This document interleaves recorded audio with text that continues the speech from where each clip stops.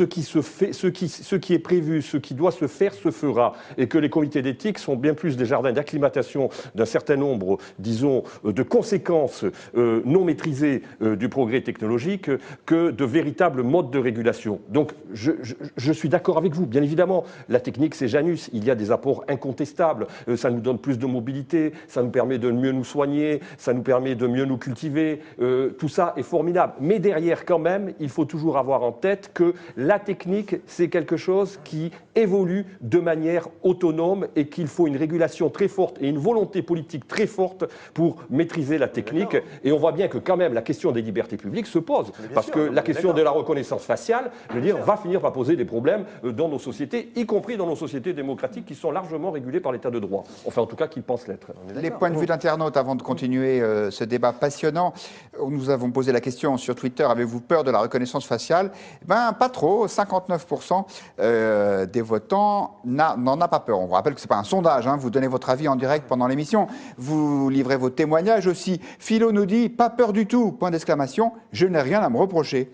Et Babino nous dit, c'est comme l'article 3 de la loi anti-casseurs, vous savez, celle qui a été censurée par le Conseil constitutionnel. Le problème n'est pas l'outil, mais l'homme qui va s'en servir. Emmanuelle Barbara, votre point de vue? Oui, enfin, c'est une question délicate parce qu'en gros, c'est liberté ou sécurité. Alors, on ne peut pas opter, même si autour de la table, j'imagine que personne n'a à se reprocher grand-chose, enfin, il faut le souhaiter, encore que si on regarde bien.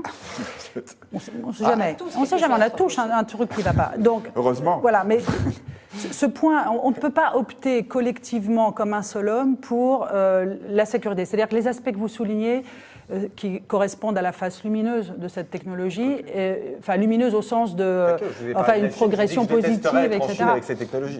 Voilà, le problème c'est qu'on a un exemple in concreto, actuel, parfaitement, et puis rien qu'au début, hein, puisqu'ils absorbent tout seuls, je crois, 45% des moyens de reconnaissance faciale pour le monde entier, qu'ils en sont au début, ils pensent non pas, mais ils veulent investir davantage encore. Pour l'instant, ça il y a promet. 200 millions de caméras. C'est absolument magnifique. Et 2 milliards d'images qui sont deep learnées matin, midi et soir.